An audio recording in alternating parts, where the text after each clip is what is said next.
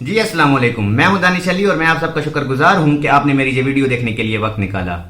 आज की ये वीडियो हमारे इस कोर्स की तीसरी वीडियो होने जा रही है, जिसके अंदर हम सीख रहे हैं कि जो फोटोशॉप है उसकी बेसिक उसका जो बेसिक इंटरफेस है या उसकी जो इन्वायरमेंट है बेसिक, वो किस तरह की है और उसको समझने की कोशिश कर रहे हैं। अभी तक हमने डॉक्यूमेंट बनाना सीख लिया है, उसके बाद जो इंटरफेस है इसके अंदर जितने भी पैनल्स लगे हुए हैं उनके बारे में सीख लिया है कि वो कहाँ पर हैं और वो किस तरीके से इस्तेमाल होते हैं, बल्कि हमने नहीं सीखा, यानी कहाँ पर हैं और उनका क्या नाम है और उनका यूजेज क्या है। बेसिकली हमने इसके ऊपर बात की है। आज की इस वीडियो के अंदर मैं जिस पैनल के ऊपर डिस्कशन करूंगा और आपको बताऊंगा उस जिस पैनल के बारे में, वो है टूल बार सबसे ज़्यादा यूज़ होने वाला पैनल है फोटोशॉप का, क्योंकि आपने कोई भी काम करना है तो आप इस टूल बार के अंदर ही आके करते हैं। तो उम्मीद करता हूँ आपको ये वीडियो पसंद आएगी। अगर तो वीडियो पसंद आए तो वीडियो को लाइक कर दीजिएगा और चैनल को सब्सक्राइब कर दीजिएगा। तो चलें वीडियो शुरू करते हैं। तो सबसे पहले आपके सामने ये इंटरफेस, जो कि पिछली वीडियो के अंदर हमने जहाँ पर छोड़ा था वहाँ पर ही है। अभी के लिए इस रेक्टेंगल को डिलीट करते हैं और कंट्रोल 0 दबाने से 0 जूम के ऊपर हमारी डॉक्यूमेंट आ जाती है। तो सबसे पहले अब हम इस टूल बार के ऊपर क्योंकि बात करने जा रहे हैं, तो सबसे पहले इसके ऊपर डिस्कशन करते हैं कि ये सीक्वेंस कैसे इन्होंने बनाया है। ओके, सबसे पहले जो इन्होंने टूल हमें दिया है, ये सबसे ज़्यादा यूज़ होने वाला टूल है जिसका नाम है मूव टूल।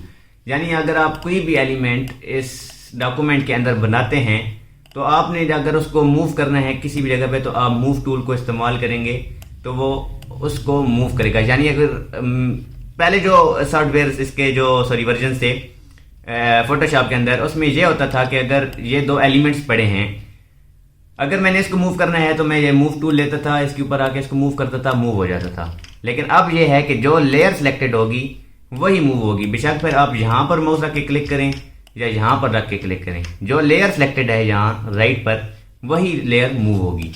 तो ये जो टूल है सिर्फ मूवमेंट के लिए इस्तेमाल होता है। इसके अंदर एक आर्टबोर्ड का टूल है। आर्टबोर्ड का टूल यानी अगर आप इस एक कैनवास के अलावा कोई और आर्टबोर्ड बनाना चाहते हैं तो आप उसकी इस आर्टबोर्ड टूल की मदद से बना सकते हैं। थोड़ा एडवांस्ड है, इस चीज़ को भी आप छोड़ दें। बेसिक आप ये समझ लें कि जो मूव टूल है वो सबसे ज़्यादा ज़रूरी है और उसका क्या यूज़ है। मूव टूल के बाद आता है सिलेक्शन टूल। अगर आपने कोई भी सिलेक्शन करनी है तो आपके पास फोटोशॉप के अंदर कुछ आप कह सकते हैं कि ऐसे टूल्स मौजूद हैं जिनको आप यूज़ करके आप उनको मुख्तलिफ अंदाज के अंदर यूज़ करके सिलेक्शन कर सकते हैं। यानी ये कह सकते हैं कि कुछ टूल्स किसी एक जगह पर सही इस्तेमाल होंगे और कुछ टूल्स किसी दूसरी जगह पर सही तरीके से इस्तेमाल होंगे। यानी अगर हम ये वाला सिलेक्शन टूल इस्तेमाल करें, जो कि सिलेक्शन इसके अंदर आप या सर्कल के अंदर या रेक्टेंगल के अंदर या कहीं राउंडेड रेक्टेंगल के अंदर आप कर सकते हैं, तो यहाँ पर जो बाय डिफ़ॉल्ट है वो सर्कल की है। तो जब मैं इसको इस्तेमाल करूँगा तो मेरा एक सर्कल यहाँ पर बनेगा, लेकिन ये सर्कल शेप नहीं है, ये सिर्फ एक सिलेक्शन है। यानी किसी भी डिज़ाइन के अंदर आप कुछ ऐसा चीज़ को सिलेक्ट करना चाह रहे हैं जिसकी शेप सर्कल में है, तो आप ये वाला टूल इस्तेमाल कर सकते हैं। अब मैंने जब इसको इस्तेमाल किया तो आप ये देख सकते हैं कि ये इसकी डायमेंशंस चेंज हो रही हैं। अगर मैं चाहूँ कि इनकी डायमेंशंस सेम रहें तो मैं शिफ्ट दबाऊंगा और होल्ड करूंगा। अब आप जिधर मर्जी माउस लेके जाएं, ये इक्वल ही इसके जो साइज है वो बड़ा होगा। छोड़ने के बाद आपके पास ये सिलेक्शन आ गई। अब आप इस सिलेक्शन को यहाँ से मूव कर सकते हैं। अच्छा, अब सिलेक्शन के टूल के बाद हमारे पास आता है लासो टूल। लासो टूल भी सेम सिलेक्शन वाले केस की तरह ही इस्तेमाल होता है। इसके अंदर आप ये है कि आप जो रैंडम सिलेक्शंस हैं वो कर सकते हैं, जैसा कि ये या ये किसी भी रैंडम सिलेक्शन को अगर आपने करना है तो फिर आप ये सर्कल वाली सिलेक्शन या रेक्टेंगल वाली सिलेक्शन नहीं इस्तेमाल कर सकते। फिर आपको लासो टूल इस्तेमाल करना पड़ेगा या पॉलीगॉन लासो टूल इस्तेमाल करना पड़ेगा। ये मुख्तलिफ तीन चार टूल्स हैं, इनके अपने फ़ायदे हैं, अपने नुकसानात हैं।